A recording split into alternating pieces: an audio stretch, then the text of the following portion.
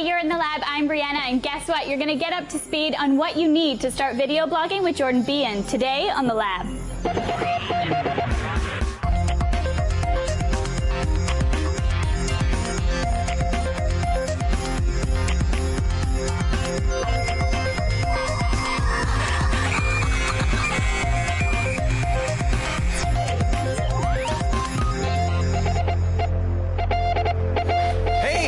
Good to see you. Welcome. It's time for The Lab. I'm Leo Laporte, and this is the show where we help you, yes, you, understand technology. Look, the magic clipboard just appeared. Thank you, magic clipboard lady. You're welcome. Ladies and gentlemen, Brianna MacGyver. She is the person in charge of not merely the clipboard, but really the whole place. But basically just the clipboard. The clipboard and everything else. This is nice. We got a new clipboard. I like that. Yeah. That's like aluminum. I got a conversation on one of our podcasts about whether it's aluminum or aluminium. And I said, there's no such word as aluminium. And I got a lot of emails saying, yes, there is. It's spelled that way in Britain. Okay. Thank you very much. I was wrong. I admit it. Episode 185. Boy, do we have a good show. We sure do. You put this whole thing together all by yourself. All by myself. Jordan's here, as you mentioned, video blogging. That'll be a lot of fun. Do you do a video blog? I don't. We got to get you started, you know. No, well, I have a webcam here on my new computer, so I Kate used to do one. Matt used to do one. I think we got to get you on there. People want to see. They want to know what's behind the magic Brianna. And the magic clipboard. And the magic clipboard. Sean's got a Canary wireless hot spotter. I'm not sure whether it spots canaries or wireless. We'll find out. Maxwell's here. He's going to talk about colors. He's very good at this stuff. Lots of color going on today. Yeah. I got a tip Speaking about of color, yeah. Magenta. Magenta's everywhere today. But it doesn't exist, apparently? Well, that's another story for another day. Story. Ray Maxwell showed us once a few shows ago that there is no such color as magenta. I got your proof. That's magenta. It's everywhere. Warren has been injecting ink into our cartridges, trying to save ink, trying to save money. No, it's not going to work. Warren is dipped in magenta today. This is going to be a lot of fun. Let's get to our first call today. Sure. This is Mark, and he's from Thunder Bay, Ontario. Thank you, Brianna. Hello, Mark. Hi. How are you today? We're doing fine. Thank you for having us on your show. Who's we? I see a cute little boy back there. That's Jacob. That's my son. Hey, Jacob! How you doing? Oh, is he adorable? How old is he? He's 8 years old. Oh, that's such a great age. I wish my teenagers were 8 years old again. You only live it once. I know you're enjoying every minute of it too, Mark. Oh, you don't know. Oh, it's so great. Well, what can I do for you? Leo, we run a wireless router. It's a Linksys system. Okay. And what my question is, if you have one computer on the network gets a virus, are the other computers on the network at risk?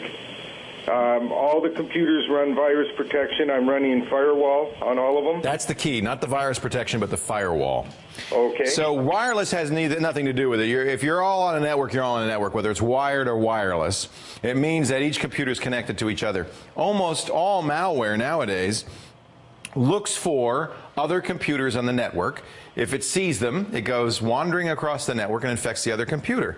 The way to stop that is, it's very simple. Turn on the Windows firewall. You don't need anything fancier.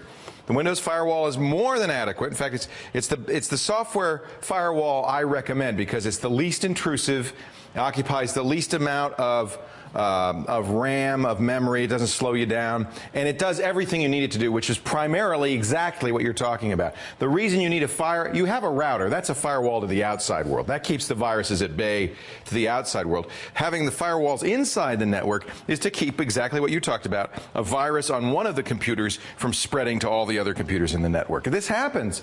There was a virus called Zotab. Technically, a virus that spreads across networks is a worm. Zotab is a worm. It, innocently enough, a guy at CNN, the big news channel, took home his laptop, plugged it into his network, got it infected, didn't know, because they don't tell you these, nowadays viruses don't say a word, they're silent. Brought it back to CNN, plugged it into the corporate network, and whoosh, they all got Zotab. And it was a big big story. So you're exactly right. Keep that firewall turned on, and you're fine. I don't recommend, in general, Komodo, Zone Alarm, the big commercial firewall programs. They're overkill. They pop up all the time and annoy you, and frankly, they're not that effective. Windows Firewall is all you need. Excellent. Okay. Thank you very much. Hey, see you later, guy. He is the cutest. I gotta say, Jordan is the cutest kid I ever saw in my life. Thank you very much, Leo. He loves your show. He watches the show? He watches it more than I do. He's who got me into watching. You're kidding. He's a geek? He loves his computers. Oh, isn't he the sweetest? What does he do on his computers? Well, right now that's what he's playing with, Virtual Basic. What? He's 8 years old. He's programming in VB? You got her. Stand back. We got a Bill Gates on our hands. I guess your retirement's all taken care of, isn't it, Mark? Yeah, well, I'm hoping, but you never know nowadays. I'll be lucky if my son becomes a professional skateboarder. Okay, Mark, we'll talk to you later. Thank you very much. Thanks for the call. I appreciate it. Bye. Coming up, inkjet refills. Should you do them? Oh, no. And Video Blogging 101. Jordan Behan's here. He's going to show us how you can put video on your blog. When we continue, stay right here.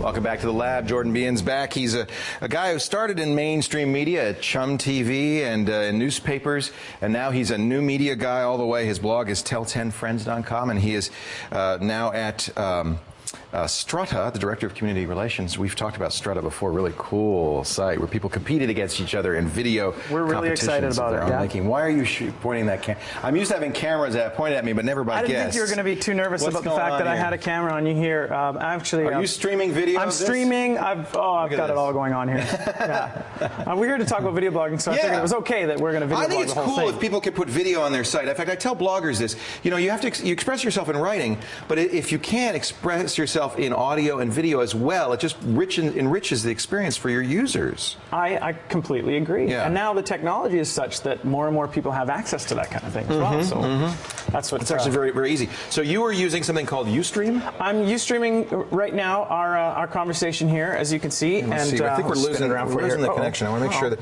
Can you see that, Sean? And I know you're familiar with. Look how blue it is. See that blue? That's we've got to fix that cable. Okay. That's not you. That's not your fault. That's a technical issue going on. I know you're more than just a little familiar with Sean in here as well. So that's nothing. Get under there and bang on the cable. I think it's the cable. Is it good now? Okay. Sean crawled. Hey, that's better. Yay! Look at that. So look at that. So that's streaming video. So you're familiar with Ustream, yeah? It's ustream.tv. You can create your own show. And now, what's cool about this is it's free. Yes, and you can save episodes, or you can archive all your episodes on the web as well. So that is really neat. I'm recording in that camera and to Ustream, and of course. So this is the camera on your computer. Yeah, on my eyesight. A lot of computers now have built-in cameras, which makes this super easy. One less step. Yes. But you could also do it with the video cameras you were doing before. Yeah, and I was, in the interest of saving time, I was going to say, I just have my USB cable, and in iMovie, for instance, it's as easy as a one-click import to take stuff directly. Right, this is a hard drive camera as opposed to tape, so again, just a little bit easier, fewer things to go wrong, I guess you could say. Let's talk a little bit about content. I mean, this is the thing that challenges me. I want to put video on my blog. Yeah, but I'm thinking, talk about? And here it is. I'm doing a TV show, but you put the camera in front of me in my blog. It's like, hey. I don't know what to say. I have nothing to say. I'm the opposite. I'm on TV with you, and my palms are sweating. But you have no trouble blogging? All right, good. All day long. So help me then. Do you script out what you're going to do? How do you plan what you're going to do? Planning is a really good idea. I'm guilty of not planning as good as I probably should most of the time. Actually, Warren, your producer here, he's a better guy to ask about that. The planning stage of things. I'm guilty of usually just rolling tape and letting it happen. Yeah, interesting. A la carte and what do you get ad hoc? What do you do? Well, truth, reality. I don't know. Me saying a lot. Yeah. I think that's okay. I think one of the things that's neat about this kind of content is it isn't polished, formal, blow dried, prepped. It's real. Which is what most people's biggest criticism of it, of course. But planning is important. If you want slicker production values and you want to do a really good job of it, you want to plan. Right. The basic stages are you want to plan, shoot, ingest, edit, and publish. and sometimes the software and the hardware will take a few of those steps out for you, so it gets even easier. Okay, so we've done our planning. We're ready to put our plan into effect. Now, the Ustream thing is live. That's a little different, isn't it? It is, yes. You can archive episodes as well. You could just hit, it's literally like broadcast and record at the same time. So, yes. So now, are people watching you now when you're live like this? I mean, is there a group presumably a handful of them are. I think Ustream will tell me roughly says how many people are on there. 7. I think like we have 3? 7 users. Okay. One of which is my Facebook profile. I just had this here. Wait I got a Ustream player you can in my stream to your Facebook profile? Guilty. I'm going to do that. I want to do that. It's the Ustream app. You just want to add that on Facebook, and then it's when you're broadcasting live, people can just hit play. Well, I use Ustream when I do. We actually used it for a while behind the scenes here until somebody said some bad words. But then I use it when I do my radio show. I train a camera on me, and I'm doing the radio show, and people can watch a video of it live as well. We'll get 300 or 400 people at a time watching in there. I mean, it's neat. Now, you don't get thousands. That's a considerably bigger audience than I'm used to. I got 6 or 7. It doesn't matter. Looks like 3 right now. A bunch of people tuned out on me. Hey, watch it. We're working here. Watch. All right, that's cool. That's all in good fun. So and then when you press the record button, it saves it, and then you can do what? As an episode. Well, it just basically archives all of those things and saves them on the web. So you don't actually have real ownership of that content, and that's why more often than not you want to, if you're a serious video blogger, you want to edit your footage in desktop software and save it for You're real. saying you don't have a copy on your hard drive, Ustream has it on their hard drive. In the case of Ustream, yes, which is why on the other hand, a little bit of post-production is better, I think, in the long run if you want to own your But stuff. you don't have to pay for bandwidth or anything, right? Ustream. Not now, not if, so if you not embed, for Ustream and not for any of the video sharing sites. That's cool. You embed it on your blog. People can watch it, but you're not paying for the bandwidth, so you don't have to worry about using up because video is big. And most of the video sharing sites will let you embed that video too, so anybody can post it on their site. So iMovie or Windows Movie Maker, you could shoot the video just as you would any other video, or you could use something like Ustream. Can you get it from Ustream and then edit it, or no?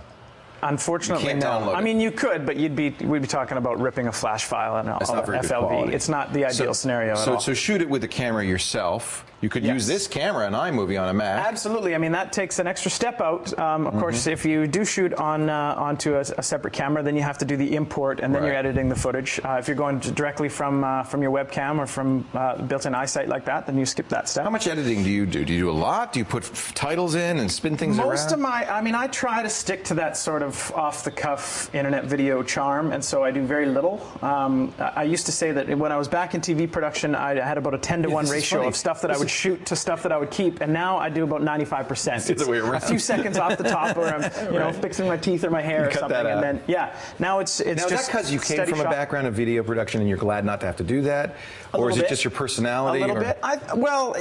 I think it's the nature of video blogging too. I mean, you want it to be more immediate. Just before I came in here, I was in the green room there getting my makeup all done with Anna. I video blogged it. I've got it in iMovie here. I even published it to YouTube. I did all of that in the span of a couple of minutes because it's possible.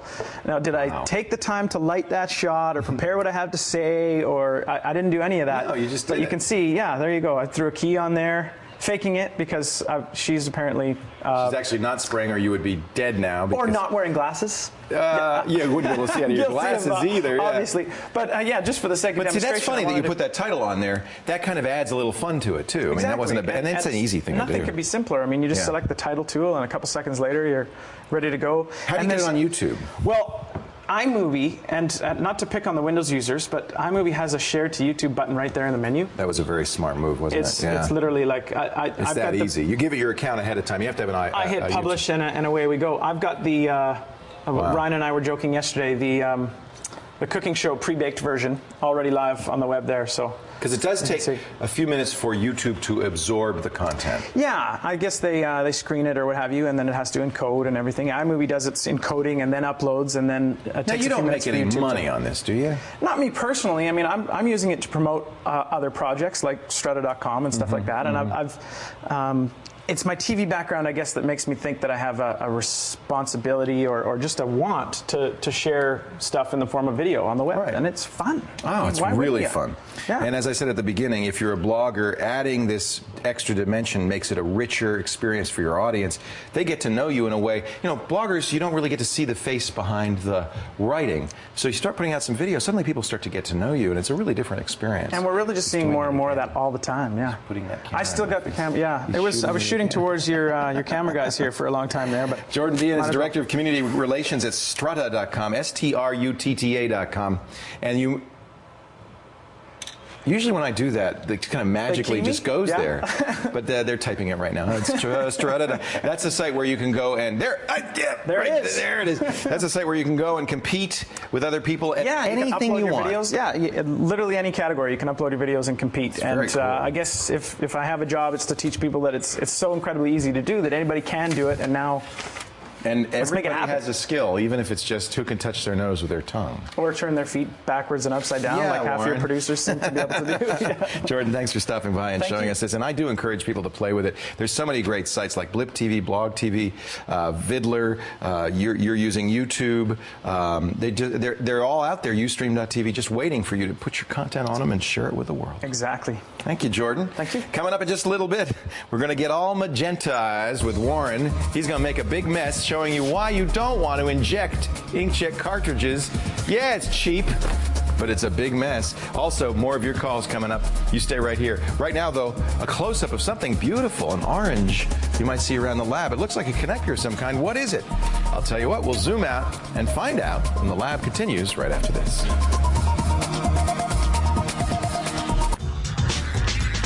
Welcome back to the lab. Before the break, we showed you this pretty orange picture. I love these macros. They're so gorgeous. But what is that? I have no idea. Oh, I should have known that. It's a RAID socket on a motherboard. They're that pretty orange color, aren't they?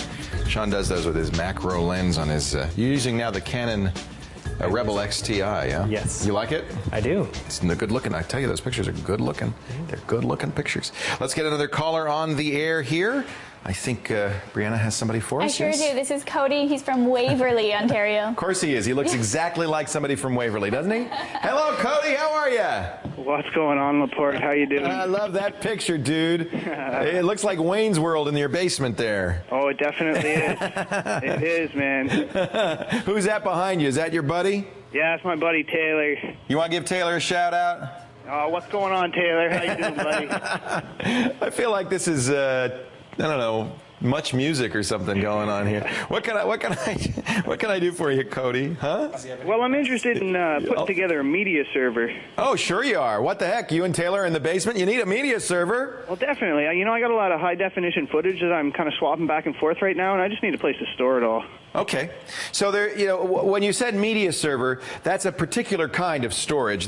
There's just hard drives, but a hard drive that can serve up media is really a computer. It may not have a computer, keyboard, monitor, or mouse, but it's a computer in there that's running a media server software. That means that that video sitting on its hard drive is visible to all the other computers on your network. Right. So there are a lot of different ways to do this. Microsoft has the Windows Home Server. In fact, HP makes a beautiful Windows Home Server. It's not very expensive. It's for people who are more comfortable with Windows than any other operating system. It's called the HP Media Smart Server, and I have a picture of it I'm pulling up right now.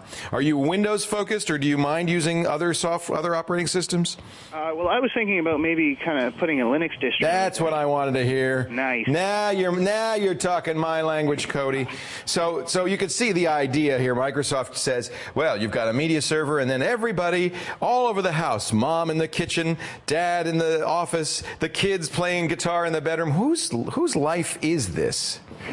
Not mine. Anyway, that's one way to do it. And these are, if you're using Windows, you're comfortable with Windows, they work pretty well. They have the server capability. You can do an iTunes server. You can do a Windows Media Server on there. It's pretty straightforward, and it's relatively inexpensive. Even more inexpensive, of course, would be to build your own. If you've got a computer lying around, doesn't even have to be a fast one. In fact, none of these are, because serving media doesn't require a lot of horsepower. It just requires big hard drives and a lot of bandwidth. You can build your own. Almost any Linux distribution has the capabilities of doing something like that. And of course, there are some Linux Media Center distributions like Linux MCE that would be good for that as well. And you can also buy them. I use a Infront, which is now owned by Netgear, network attached storage, or NAS. We've shown you some of those before. Those, the NAN and the NAS drives. All it means is, and I really love these. All it means is it's just a box with a big hard drive, usually 4 or 5 hard drives in there, RAIDed together. And the advantage of putting RAID in there means if you lose one disk, you don't lose your data. Well, that's a big part of it. I would definitely like to stripe and mirror. Yes. Well, what you want to use is something called RAID 5. Yep. So what RAID 5 does is allows you to have, I have 4 500 gigabyte hard drives in my NAS. That gives me 2 terabytes of storage. Now, some of that is saved for redundancy, about 600 gigabytes, but that means I have 1.4 gigabytes of storage available to me, and even if one drive dies, I just pull it out and put a new one in. So any NAS is really, I think, is a really good way of going. Almost all of them run Linux, but they run them in firmware. They're very robust. That means they run forever. You don't have to worry about, upgrading or changing them. You monitor them not on the computer itself, but remotely from any computer on your network via a browser. So that's the way I would go. And you can build your own or you can buy them, but a network attached storage or a NAS device is exactly what you want, Cody. Definitely build my own. Yeah, I would say so. You probably have an old computer lying around, right? Oh, yeah, I got parts. The key is you want hardware RAID. Don't use that motherboard RAID. No, definitely not. Yeah, get a hardware RAID 5 card, and you're set. I mean, that's really all you need. You can, if you go to distrowatch.org, and look for the Linux media server distros, you'll see a lot of really good choices. distrowatch.com. Gee, you'd think it'd be a .org, but it's a .com. And you just can search for media center distributions. Any of them are going to do. Many people actually use BSD as well as Linux. It's another good way to go. Mm-hmm. Okay. Question: would you happen to know any Linux distro that also has Skype capabilities? Oh yeah, Skype 2 is available for Linux now. So every distro has the capability, whether it comes with it or not. You can always download it from Skype, and Skype 2 does video as well as audio now. Yes. Isn't that awesome? That's awesome. That's awesome. I tell you, here's by the way, free NAS. This is BSD. This is a tiny free BSD-based network-attached storage. This would be a good one. This has just been updated. It's running on BSD. It's free. This is from DistroWatch, freenas.org. But this is one of several dozen network-attached storage-based versions of Linux, or in this case, BSD, which I like a lot, is also very good. And if you're familiar with Linux, you'll find BSD very similar. All right, Cody? Thanks a lot, Laporte. You the man. You the man. Take care. Take it easy, buddy. Tell your friend Taylor to sit up straight. See you later. Take it easy. Bye-bye. Coming up, we're going to get magenta colored. I noticed we got Jordan being magenta colored. It's spreading even to the screens now. It's unbelievable. But first, this is really scary. It's getting messier and messier. As far away as I can. Even on our makeup artist is turning red. This is a Sean Shiny. Look at that. What is this? This is the canary finder. It finds your canary. Canary. Yeah. If you lost your canary, there you go. Actually, it's a hot spotter. Canary Wireless was one of the first ones out there. Oh, look at it's that. Everywhere. Just keep it off of that. So what button do I press? You press the top button. Okay, and it's going to look for wireless signals in our neighborhood? Yeah, so it'll turn on first of all, and it'll scan the neighborhood. Scanning, looking. It'll do B, G, and N. So now, why would this be better than using a laptop to do the same thing? Well, you don't necessarily want to advertise that you have a laptop if you're looking for a hotspot first before you bring it out. And just bring it out and opening it up, it can be a bit cumbersome. So the goal of this one is just to scan in the various areas before having to bring your notebook. And then you can press the up and down arrows and you can see all the different ones. Right, so you can see and whether they're secure. It'll tell you whether they're secure, what type of security they have on them, how strong the signal is, and it'll actually tell you how fast they are, how much bandwidth you have on them. So that's nice. So if it's only 12 megabits, then it'll let you know ahead of time so you won't waste your time on it. Well, this is kind of like the deluxe wireless That is the spotter. deluxe version. It's $60, which is the price that they were when they first came out with the one without the screen. Right. And this one, it actually has it has all of that information as a bonus instead of just a series of lights that say, oh, yeah, wireless here. It shows you what channel and whether it's secure. It tells you the signal strength, what kind of security it's using. That's pretty cool. Yeah, and you got to know those details these days, because one that just shows you that there is wireless in the neighborhood completely. This isn't for There's wireless hackers. everywhere. This is for people who are just looking for wireless networking. Although you could make a business out of this. You could go down the street, find out where the unsecure wireless hotspots you could are. knock on the door. And there's like, I couldn't help but notice.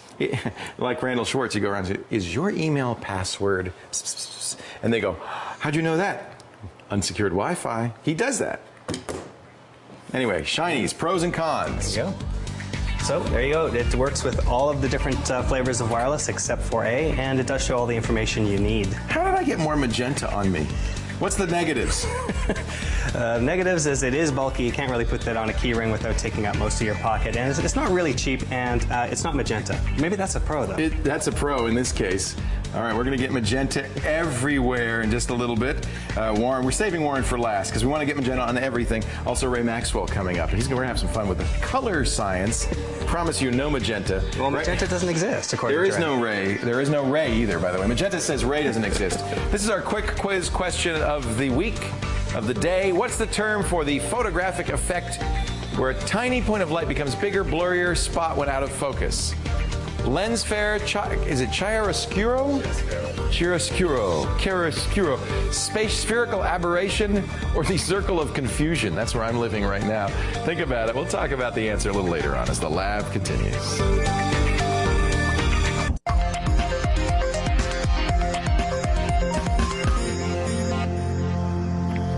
Welcome back to the lab. He's here. He's back. Ray Maxwell, raconteur, color scientist, Photoshop wizard, pilot, historian. Today we're going to do the color scientist hat. That's right. And we're going to talk about why this is the universal experience. You bring home a paint chip from the store. You say, that looks beautiful. I'm going to paint the room like that. It's a nice yellow. And you paint the whole room like it, and you can't believe your eyes. It's like, whoa, that doesn't look like it did on the paint chip. What's happening? We're going to investigate another mysterious illusion of color today. I like that. So to start out with, I'm going to go back and review one that I've shown you before. Okay. But then we're going to move on from that and try and understand in more detail why it happens and how it connects to these color chips and painting your walls. Why they're never any good. Right. Okay. All right, let's go to our optical illusion. Little optical illusion. Now here I have two colors of blue. Yeah. Okay, one light, one dark. That's right. But they're not. They're the exact same color of blue. Wait a minute. The left one is darker than the right one. You can't tell me they're the same color. But if I bring in the center color and you They're scan across, color. you can see I'm going to switch back and forth. Yeah. Very strong illusion. Now that's caused by local contrast, the color adjoining the color we're looking at. Is that my brain doing that or my eyes? It's a combination. It starts with the nerves in your retina and goes all the way into the way your brain processes the color. I think now we know from talking to you that what we think we see has very little relationship to what we're actually seeing. There's a lot of processing going on. The way instruments see it and the way we see it is quite different. Right. And furthermore, the way the camera sees that, it sees that blue as the same RGB value. It knows. It knows. Yeah. But our eye does not. No, isn't that interesting? Yeah. And you know, from this angle, they look closer in value than when I look straight on, too. So there's all sorts of stuff going on. Yeah, that has to do with the LCD screen. Yeah. Oh, okay. And I thought I discovered something. Yeah, there we go. Laporte's corollary to Maxwell's law. There you go. Any rate, what we're going to do now is we're going to go back in history again. Okay. Find out how they figured all this out. Oh, good. When they were trying to figure out a standard observer or understand how the human eye and brain function, one of the things that they discovered was that the high resolution part of our eye only subtends an angle of about 2 degrees, which means the sharp area that we see with our eye is about the size of a dime at arm's length. So unless you're looking directly at it, you're not getting a crisp image of it. No. Interesting. And what we do is we shift our eyes around to paint very a picture quickly effect. and build a high-resolution image in our brain. Wow. So they said, well, you know, if the fovea is where it's at, Also, they discovered that the fovea has more color sensors, a higher density of color sensors in the way of cones versus rods, which are black and white sensors. And the surrounding area of the fovea has more rods, and they're less dense and very few cones. So we have less color vision as we move out. Interesting. Nature's very efficient. Yes, it is. Just enough to do what we need to do. It also picks up movement at the edges where the saber-toothed tiger is about to grab you. Yeah, okay. So at any rate, when they did the color model, they decided they wanted to map this response. So what they did is they put in a spectral color, which is a single frequency, okay, on this side of this little baffle, and then they gave the observer knobs to adjust the amount of red, green, and blue to try and match it. Okay. But they put this slot so that the guy could only see 2 degrees. They only illuminated his fovea. So only the fovea is working at this point. The most accurate measure. And then they did a map of the response of the human eye, and it looks like this. Okay. So here's the blue response. Higher means I can see it better? It's more the sensitivity. So down here at 400 nanometers at short wavelengths, which are the blue wavelengths, it's this cone is very sensitive. These are the 3 different cones. These are how they're responding. Got it. And what mixes of RGB cause us to see things. And notice there's some sensitivity to red down in the red cone responds some to blue. Interesting. Oddly enough. And then here's green. Notice there's a red, lot of overlap, really. Overlap. Yeah. And if those overlap too much, we get red-green colorblind. Oh, interesting. Okay, now that was done in the 30s. Okay. In 1964, somebody said, hey, what happens if we open that angle up to 10 degrees? Okay. 10 degrees. Okay. 10 degrees. Do we get the same color response? And here was the result. Now here I've got the dotted line is 2 degree, and the solid line is 10 degree, though, isn't it? Except for blue. Blue is a big difference. Red is slightly different. And green is a little different. Okay. So what I'm saying is, if that color swatch only subtends 2 degrees versus 10, you see a different color. So when I'm holding this little tiny paint chip in front of me, I'm seeing it with my fovea. Yeah. And I'm seeing it actually more accurately, aren't I? And look at these. Look how small these are. Yeah. So the smaller, the less accurate. Imagine you take this home and you and your spouse hold it up by your drapes. Looks good. And say, oh, that looks good. Then you paint the wall. Now we're seeing it not just with our fovea, but with our whole eye. And you go, that isn't the same effect. Same at all. And that explains why we get this. So the bigger the color chip, the better. The more. So you want a big one. Right. That's really interesting. It means that the color chip is actually more accurate. Because we're seeing it with our fovea, so we're seeing it more accurately. Now remember, it's all it's one illusion versus another. Okay, I'm trying to make it good. All right, so it's basically neither one is anything like the real color, but what the point is we don't perceive them the same because we're seeing more of it. That's right. That's very So you interesting. see 2 different colors depending on the size of the swatch. Now, this would be a great way to challenge your friends and family and see if they know why it never comes out the same, because nobody knows this, except Ray Maxwell. That's why we bring him in. Okay, you got a site that will teach us more about all of this? No, I don't on this one. Okay. Sorry. I got a site, MaxwellMultimedia.com. Yes. Don't have anything like this on there, but some great photos. Right. Ray will tickle your fovea. That's right. Yeah, you should have tickleyourfovea.com. Fovea tickler. Good one. That's good. I think it'd be good, yeah. Pictures to tickle the fovea. Yes. Thank you, Ray Maxwell. He is so great. A color scientist, a teacher, a speaker, an electronics engineer, and he can explain pretty much anything so that even I can get it. We appreciate it. All right, magenta. You told me last time you were here. Not a color. It's an illusion. It's an illusion. Well, we got illusion all over the set. What a mess. It is such a mess. Warren makes a mess with inkjet refills right after this. Stay here.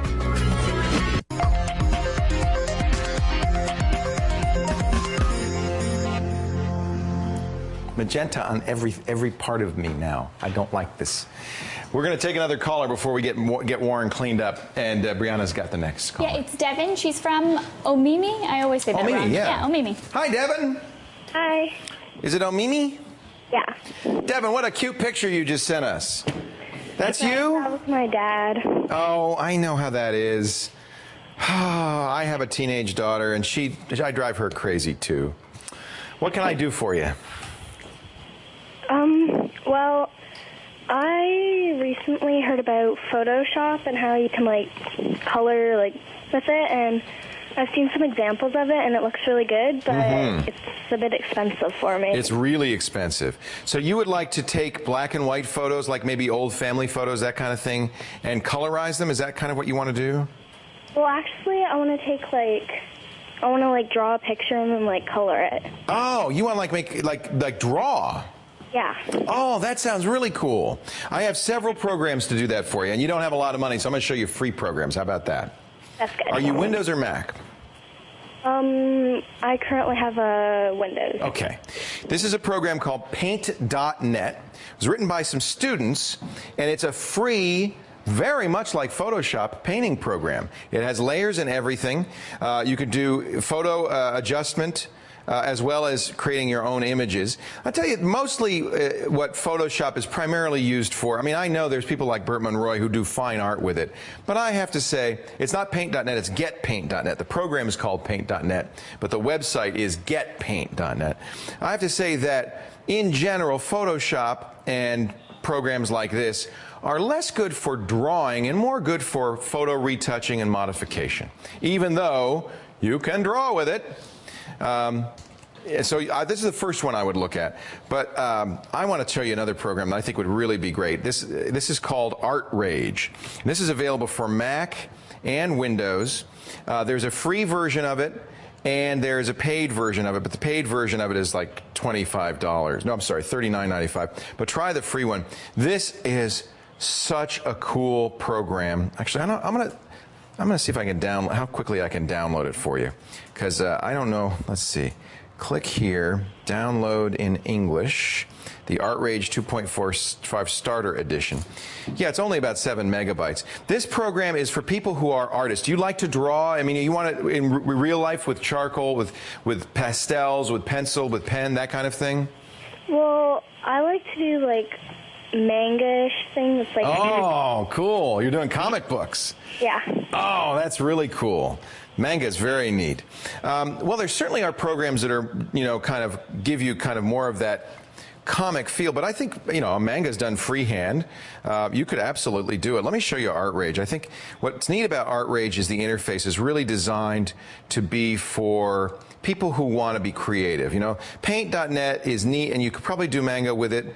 But I think Art Rage, to me, Art Rage speaks more to the artistic in you. Now let me see if we'll see how long this is going to take, because I have to get Windows to say okay, and I really want to show you this program. Here we go. Okay, let's launch it.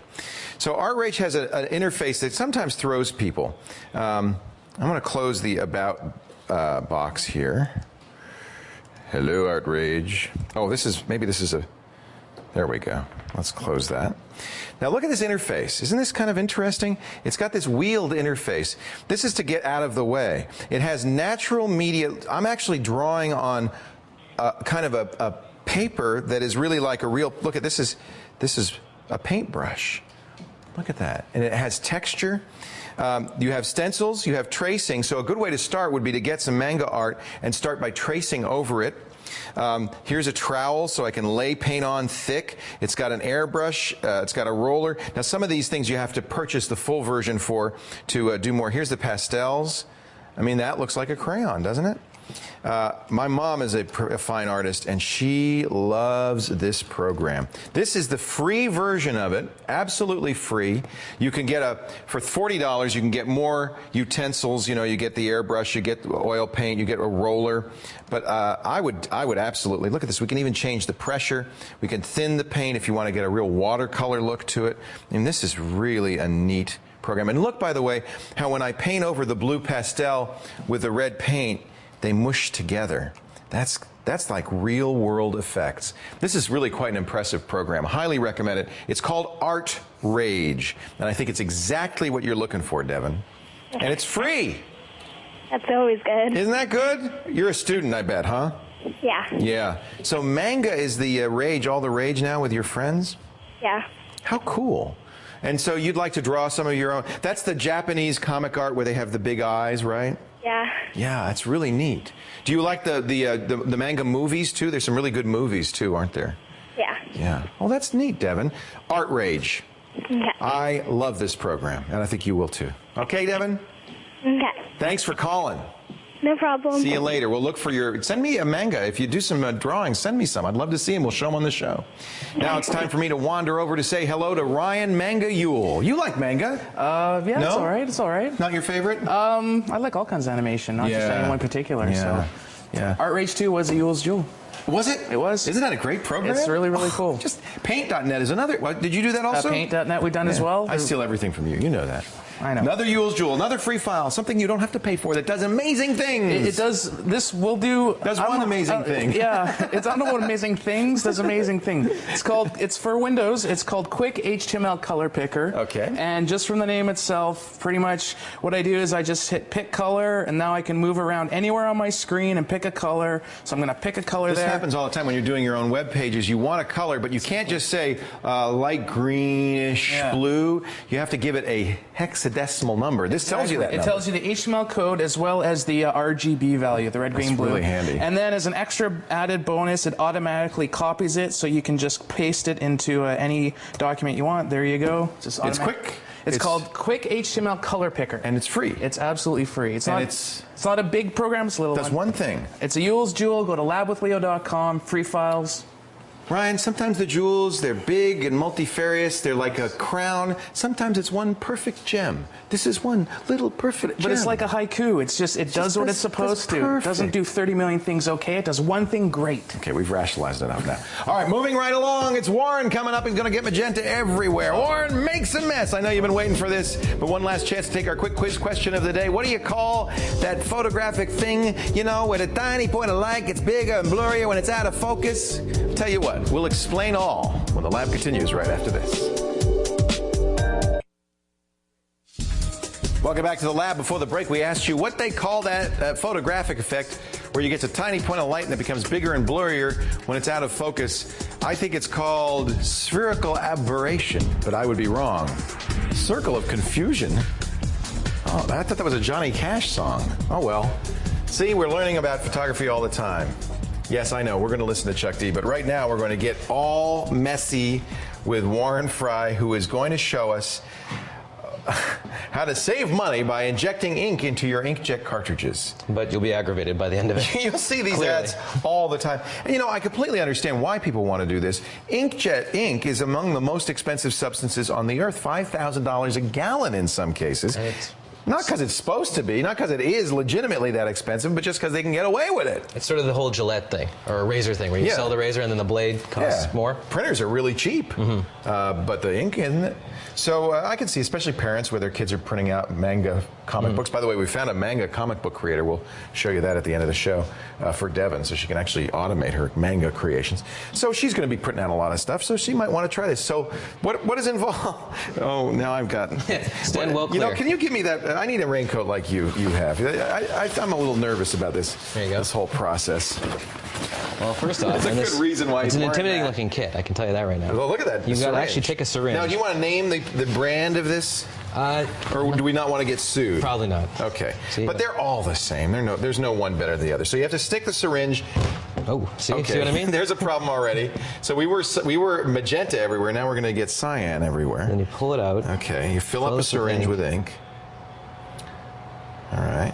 Easier said than done. Now you have to find the right cartridge. Now, there's a couple of other reasons why you might not want to do this besides the fact that it's scary and messy. Now, how do you get a hole in that thing? Okay, well, it depends on the cartridge, but on this particular one, there's a hole right here. But they've sealed that up. They have sealed it up. And before you take this out of the printer, you have to seal the other hole up, so otherwise all the ink will dry. Oh, that too. It'll dry, or it'll squirt out when you put the new ink in. Exactly. Okay. Right, so this is a very, I don't want. Yeah, I better not touch it because I have very delicate procedure. You just want to sort of bore your way in there. Oh, it's gonna squirt, isn't it? It's gonna be. It's gonna be good. Just hammer it right. So the other reason you might not want to do this is often when on some printers, not this particular one, when you replace the inkjet cartridge, you're also replacing other parts that are important to the quality of your print. And frankly, the quality of the ink may not be up to par. Ray was telling me that it's very difficult, in fact, very unlikely that you'll get an ink that'll match the original color of your ink. So when you start using these refill inks, you expect your prints to be off slightly from the original color. And the other thing is inkjet printers aren't intended for continuous use. They're printing every once in a while, so you shouldn't even run into this problem. If you want to do that, you should just get a laser printer where you won't. Right. And you can already see that there's a mess happening here. Yeah. Oh, look at this. I mean, it's good we put down plastic. It's actually leaking out. And these inks, are they hard to get out, or are they pretty easy to wash out? It's fairly easy so far, although look at my hand. Yeah, I mean, it gets everywhere. My elbow, the whole set. It's a good idea to have some raincoats, some Visqueen. You might want to have a lot of paper towels handy. Keep pets and small children away because you don't want them coming away colored pink. Yeah, you'll end up spreading all over the house, and honestly, I can't say it's worth going through all this hassle. I see that the kit comes with this cleaning solution. What's that for? Presumably cleaning. I have yet to use it, as you can see. You'll find out later. One thing you're supposed to do is... That's a mess. Oh, yeah. And you did that carefully, right? And I did that carefully. You weren't intentionally being messy with this.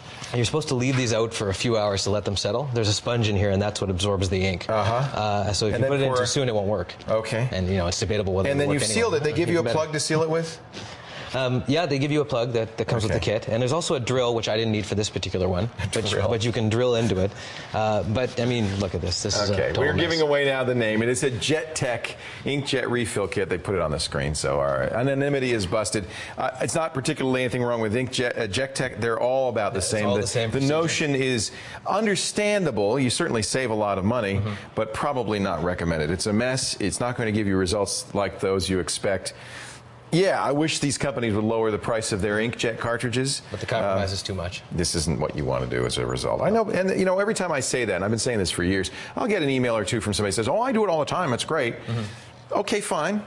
I'm not saying it's going to kill anybody, but if you're thinking about it, you might want to think about is it worth it? Consequences. Yeah. Thank you, Warren, for taking a hit for the team. No problem. He's going to be magenta and cyan colored for the next 3 weeks. Probably, yeah. We're going to take a break, come back in just a little bit.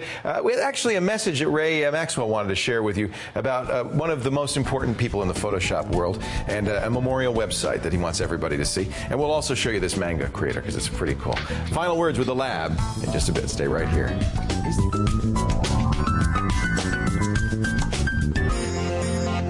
Welcome back to the lab. So, Brianna, for Devin's benefit, we found this site. Actually, Sean found this site, mycomicbookcreator.com. This is a place where this comic book creator is a very cool piece of software. It's about $50, but you can download before you buy it. And it has clip art from manga that she can make her own manga comic books with by dragging them in. You notice they're black and white. She can color them. Probably a simple and easy way for Devin to do exactly what she wanted. Instead of having to draw, make it easier. Yeah, make it easier on her. Now, we also want to bring Ray Maxwell back. Yes. On a more serious note, to talk about Bruce Fraser, who passed away last year. That's right.